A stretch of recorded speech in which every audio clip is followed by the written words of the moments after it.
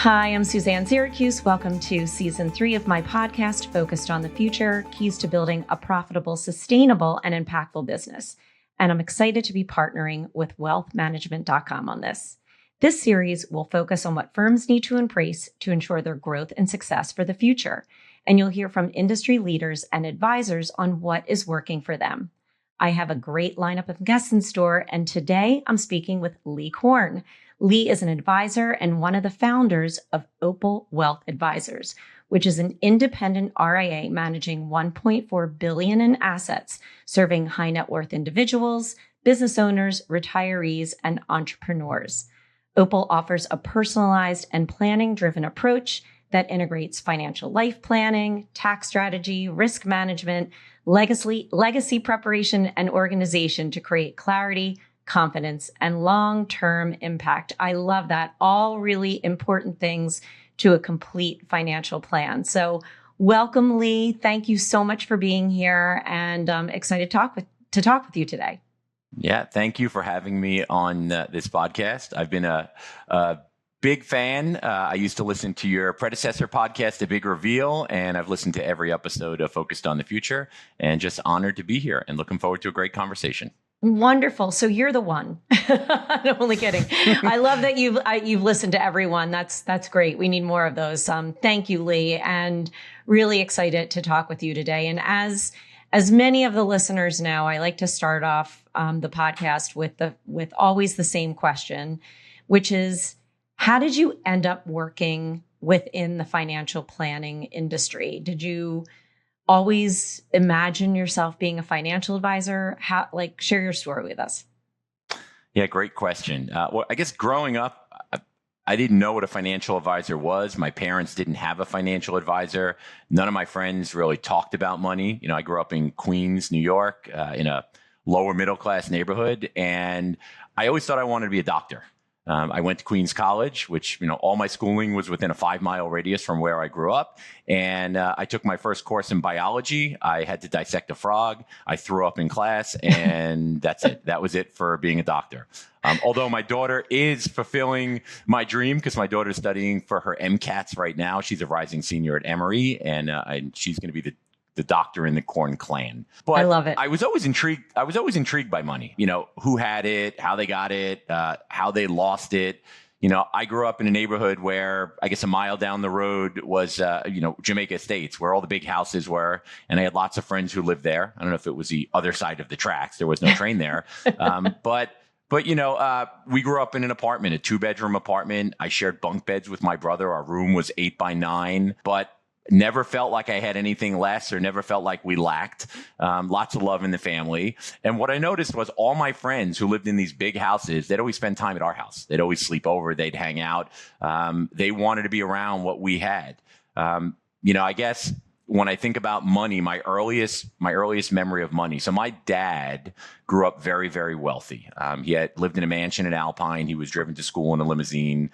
My great-grandfather at the turn of the century owned a huge business that made hats for the war, World War I. He had hundreds of people working for him, and everyone was like family. He knew everyone's name. He would lend money to them, and he didn't want to ever fire anyone. And when they were modernizing, he refused to modernize, and he lost the whole business. Oh. And my dad went from, silver spoon or gold spoon in his mouth to a small garden apartment in Queens. His father ended up driving a taxi, and, money was taboo. It was always, we had it, we lost it. And that really impacted my dad and how he viewed money. Because my father grew up saying, hey, if you could have all of this wealth and it could go away in a second, well, you might as well enjoy it while it's here. And my dad was a salesman. He was in the garment industry. He made a lot of money. He had the fancy cars, and we went on family trips, but they never built wealth. We lived in a rental apartment, and nothing wrong with that. I lived in a rental apartment for my first 30 years of life, but he spent everything he had. And I think I got into the business because I looked and said, I saw the struggles that my parents went through later in life, because they never had anyone to guide them and advise them on building wealth. Now, on the flip side, my other grandparents never had much. My grandfather was a World War II veteran. He was a captain in the Marine Corps. He was the Tom Hanks from Saving Private Ryan. And when he came back from the war, he bought a house. The Levitt built houses in Limbrook, New York, and he had 4 girls. And there was love in that house, and it wasn't about money. His parents were furriers during the Great Depression, and they lost everything also. But it never impacted the way that they lived. I would spend every weekend at my grandfather's house, my grandparents' house, and we would get there, and he'd say, get in the car. And we went to the Delaware Water Gap and West Point and Statue of Liberty. And when my grandfather passed away, they didn't have anything, right? Because my grandfather retired at 55. He had a heart attack, and they spent all their money, and the family supported them. But the stories that were told and the impact that he had made in people's lives was amazing. So I saw both sides of the coin, and how money could really impact you for the better or for the worse. And I thought hey, that's the business I want to get in.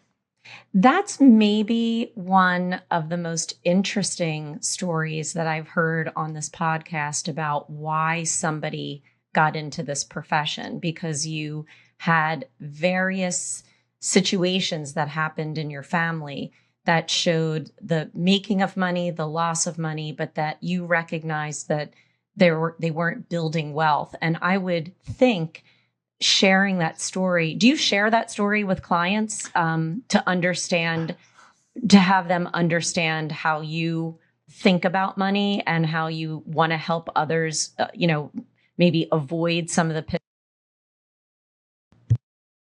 that your family took place? Yeah, I have.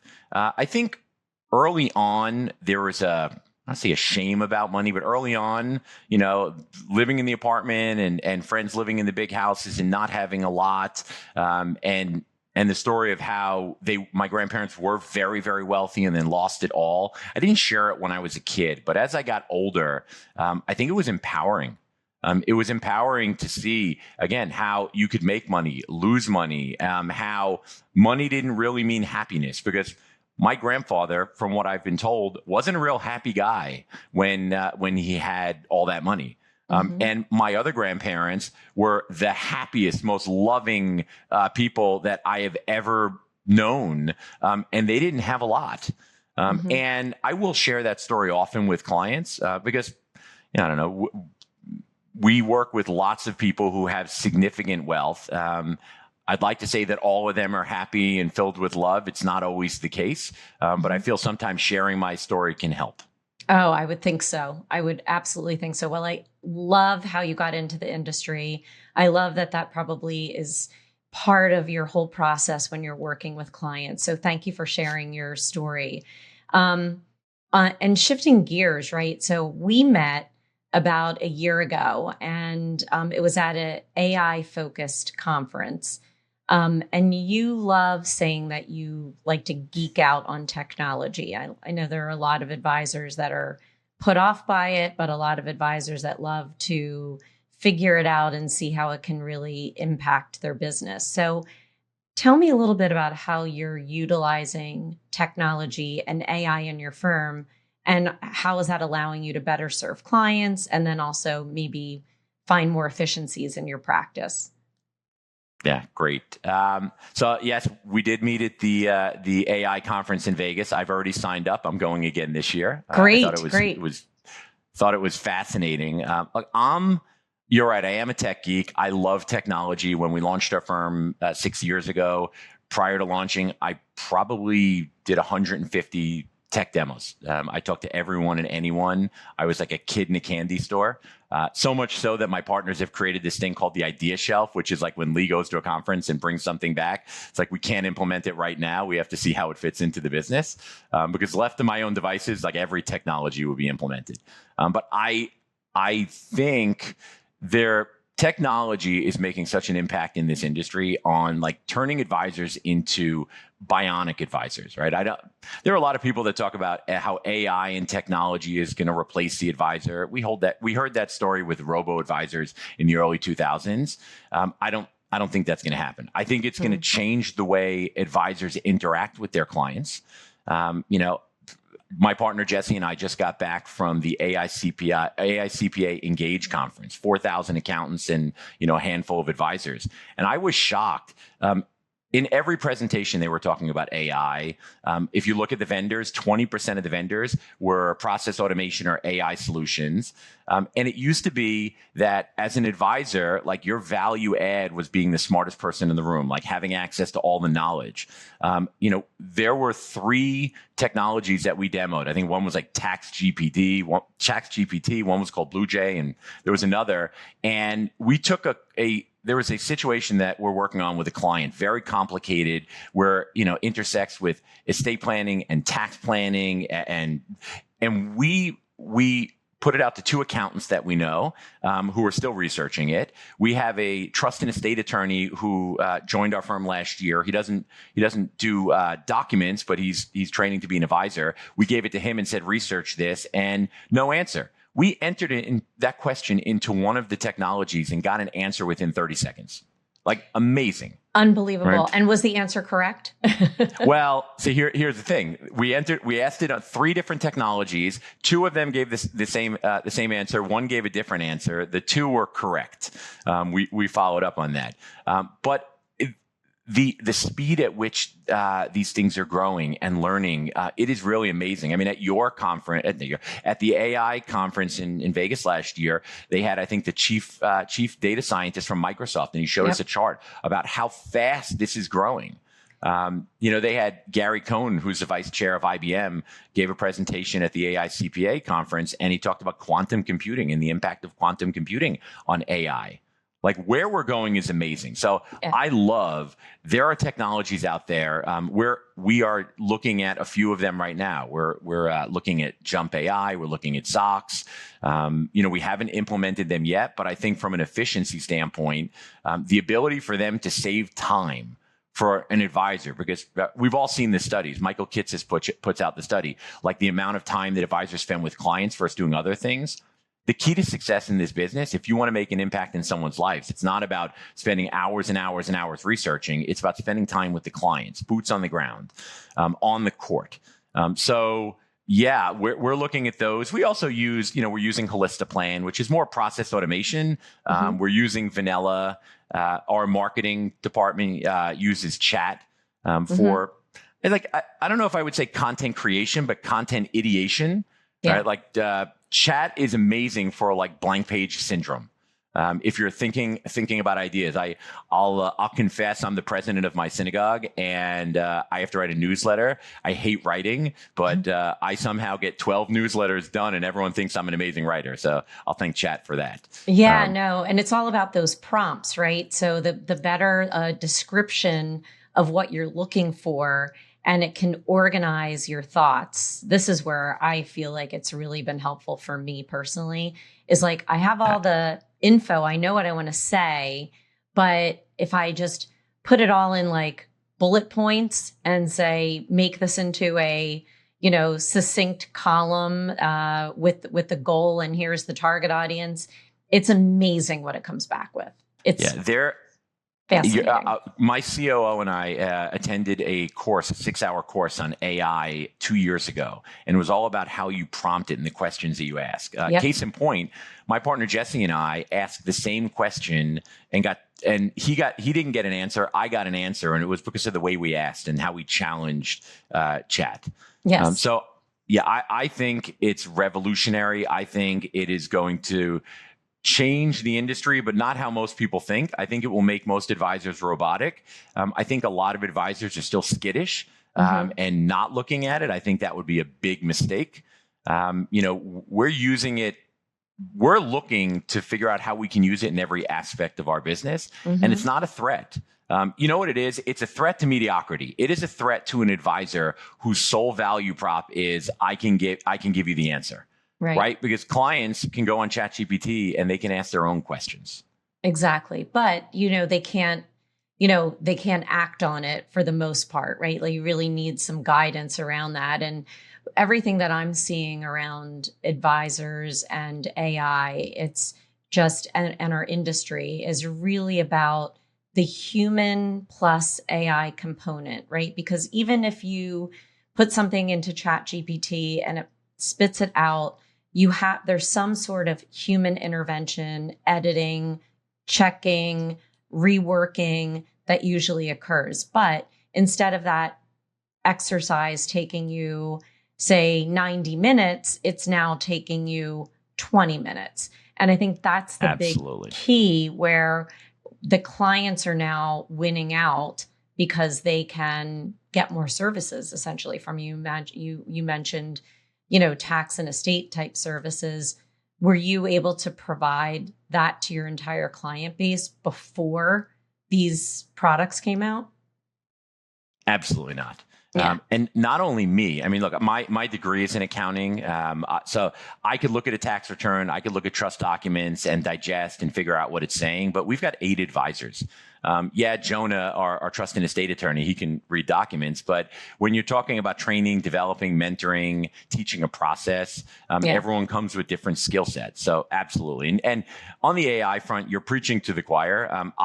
There's a line that I always say, there's a world that lives between knowing and doing.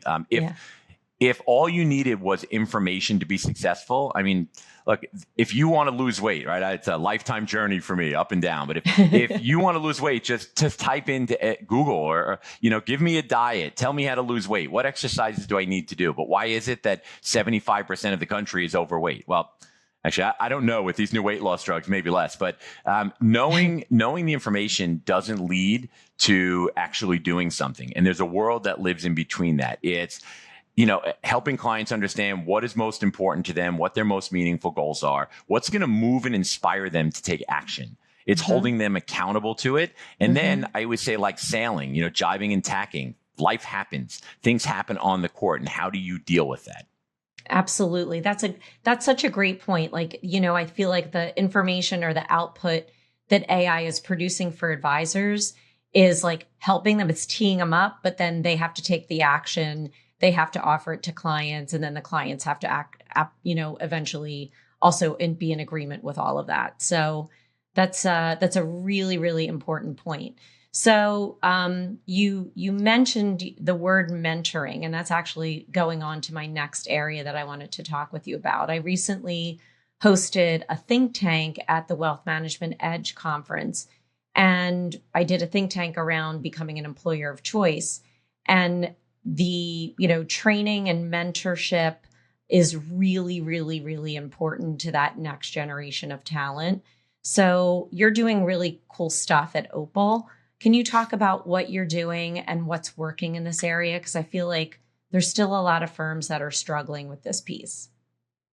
Sure. And I'll make a strong statement. I really believe the firms in the future that want to win and be relevant are going to need to find a way to attract, onboard, train, and mentor the next generation of advisors and support staff. So not just advisors, but everyone. Yeah. I listened to a podcast many years ago, Joe Duran's podcast, and I don't know if it was his or he was a guest, and he made a statement, and it really resonated with me. He said, "Do you want to build the Navy or do you want to have a bunch of pirates?"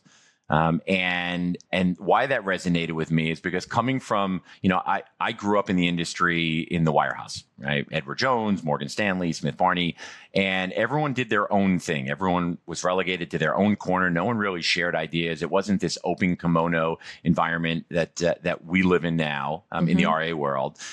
And it was, there was no uniformity.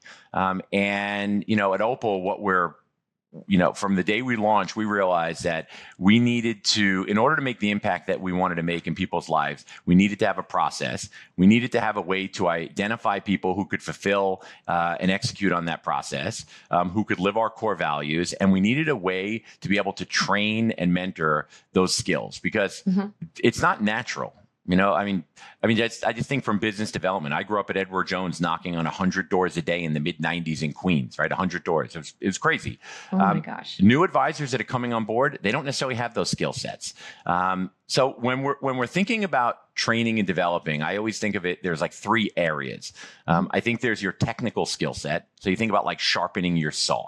There is, getting your CFP or your CPWA or taking a certificate course like, Kitsis's tax course. So that's, in order to be a great advisor, you have to understand your craft. You have to have the technical skills. Yeah. Right. But then there is the like communication skills. So I know plenty of really, really smart people in whatever field they work in, and they can't communicate and they never go anywhere. You need to be able to communicate with people, right? Like clients want to know you get me. They want to be heard. They want to be listened to. They want someone who can empathize with their situation. They want someone they can say like, yeah, they get me. They understand my problem. They've worked with people like me before and they've helped solve their problems. And communication. So we have a training track in communications where we're teaching listening skills. We're bringing in experts to talk on that. We're teaching what we call recreation, right? Which is sitting down with a client, going through, we have a very unique discovery process, asking lots of questions, and at the end, reframing it and saying it to the client and saying, did I get that right? Is there anything else? Did I miss anything? Right? Someone walks out, if nothing else, they walk out of a discovery meeting feeling heard and understood. Right? But and who comes up with those questions, and who like oversees all of that for you guys? It's a combination. My partner, Jesse Giordano, who we've been working together for 20 years. We worked together at Smith Barney, and then I met him one day at Ben's Kosher Deli and asked him to merge the businesses, and thankfully he said yes. And that is his superpower. Now all of us have contributed, but that is his superpower. That's great. Now, in addition to that, we've done a lot of outside training. We've done personal development training. My partners and I have gone through Kinder's life planning training. Wonderful. So a lot of our process leans on Kinder's process. Helping someone understand what is it that's most important to them, not the societal, like, hey, I want to retire with 80% of my income at 65 years old. But like, if you were sitting here, and it was the last day of your life, you got the news from the doctor, they're like, sorry, today is it. What are the things that you would regret? What are the conversations not had? Would you regret? What are the things not done? Places not seen? And then, Kinder calls it a torch statement, but painting a real picture of the things that are like your perfect life. In our discovery process, it starts with meaningful goals. It starts with what are those things that are most important to you, that if we're going to do work, because financial planning is work, right? Actions have to be taken. Those things are going to light you up to take those actions. So a lot of that has been informed by Kinder. And then, this is my 30th year in the business, my partner, 25 years. So we've just taken a collection of all of the questions and all of the processes that we've engaged in. And then, so you can give that list of questions to an associate advisor. But what is that book? You can't learn to ride a bike by reading a book. They have to sit there and they have to watch. They have to observe how we're asking the questions, how we're using gutturals, how we are reframing it back to the client, how we are going through the process. I don't know, if you're a plumber or an electrician, you have an apprenticeship. Unfortunately, in our business, the way training programs have worked is you get thrown in the fire. Morgan Stanley, they'd hire 10 trainees, 9 would fail out. Why? Because they would throw them in the fire and their goal was go raise money. Yeah. Go raise money. Right. So the program that we've created, we actually tell advisors that we onboard, like, your job is not to raise money. Your job is to learn, observe, be mentored, and get to a point where our job is to to turn you into the best advisor possible so that you can make the biggest impact in people's lives, bar none. And you will grow your business by creating raving fans. Right? Creating people that the impact that you make, they will go back to their friends and their family and sing from the rafters the impact that you made in their life. Yeah. Oh my God. I love all of that. First of all, I think one thing that is really impressive is that you've recognized early on how important this piece is. But second of all, you're lucky that you have somebody like Jesse that is that side of the brain that can put all of this, to all of the great things that you are all doing collectively, into a process where others can follow along. That is a definite superpower.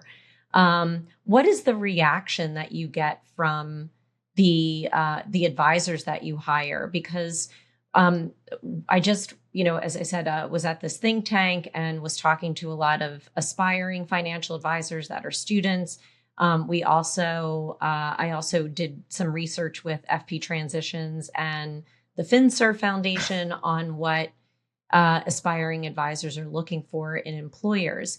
And a lot of the things that you mentioned, mentorship, career pathing, training, reimbursement for training, like getting their CFP, were all big things that came out of that. So how are the next generation reacting to this process that you guys have put together? Great question. Initially, it's like drinking from a fire hose, right? Because it's a lot, and it all starts with hiring the right person. And we put a lot of time and care into hiring the right person. We hired an HR company that specializes in organizational development, and we do the Colbys and the right fit tests. It's a grueling interview process. So anyone that comes out the back end of it realizes kind of who we are as a firm. I also, when I'm interviewing, and I'm usually one of the last, Jesse or I talk to someone about the concept of ikigai. I don't know if you're familiar with it, but the Japanese have this concept of ikigai. And ikigai is like, if you're living your dream life, you are living ikigai. And it's a Venn diagram. Think of like 4 circles, the Olympic circles minus 1. Mm-hmm. And in the first circle, it's like, what are you passionate about? Like, what are you doing that moves you? And I always tell the story, like, I had 15 meetings yesterday. I come home, I'm exhausted. I look at my wife, I'm like, oh, long day. And she looks at me and she goes, shut up. She goes, you love what you do. She goes, you probably do it for free if you didn't have to. I go, you're right. I love it, right? It moves me. So the first is passion.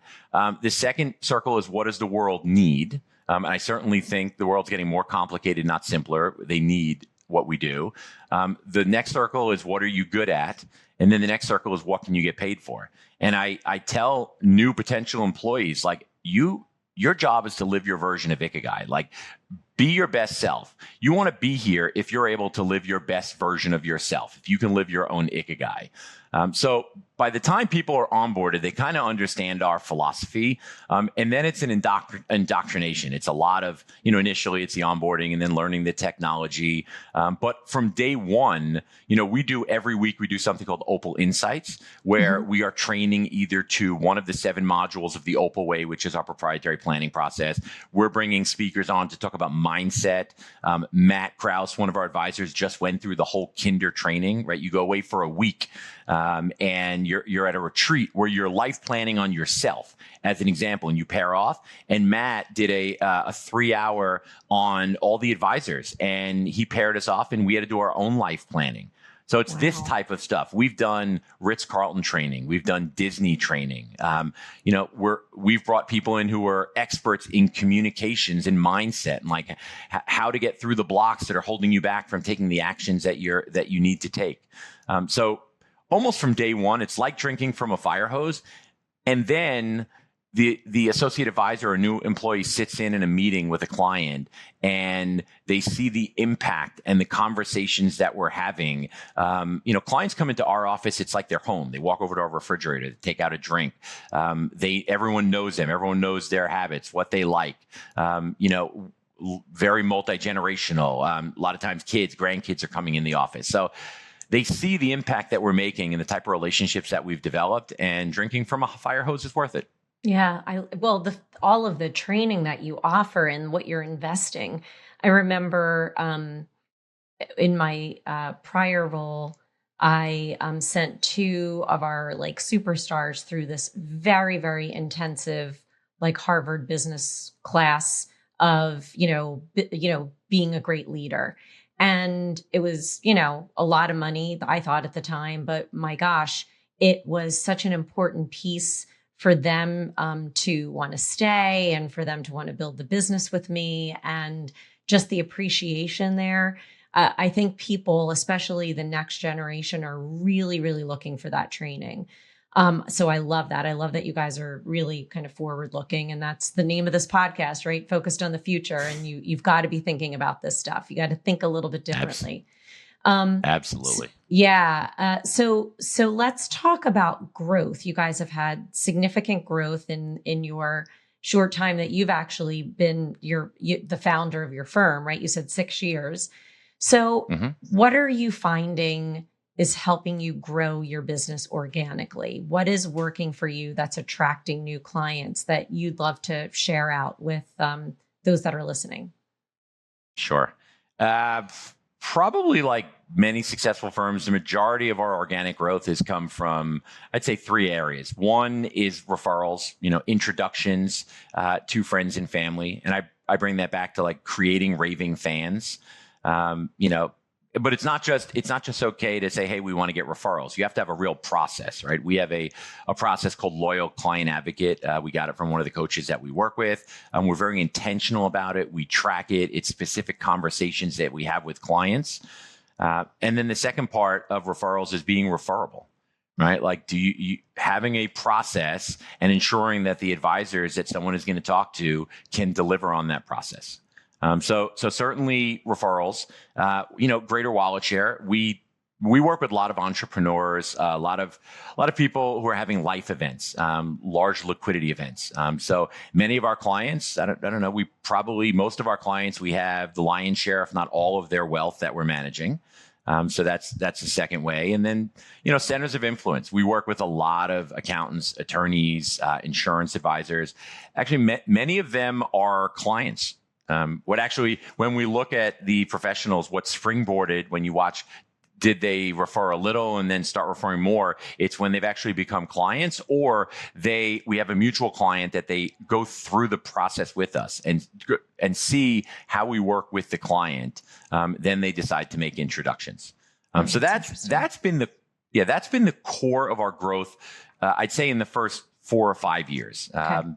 Last year, we started looking at, I believe there are two sides of the house when it comes to growth. And I know we'll talk about this later, but growth is essential. Like, you want to have a firm where you're attracting the best and the brightest. You need to be growing. You want to create career paths for every employee in the firm. You need to grow. Right. And if you're going to take the tact of you're looking for the people who can grow into the best advisors, you're home growing them, they're not necessarily going to come with a big book of existing clients. So you need to institutionalize and figure out, how does the firm onboard, attract new clients? Mm-hmm. So we started with digital. We hired a new marketing firm. We've done SEO. We've bought, the lead gen services. We've worked with 2 of the lead gen services with differing and varying results. Mm-hmm. We have done seminars. We've done paid seminars with White Glove. Like, we throw a lot of stuff against the wall and see what sticks. And some of it has worked better than others.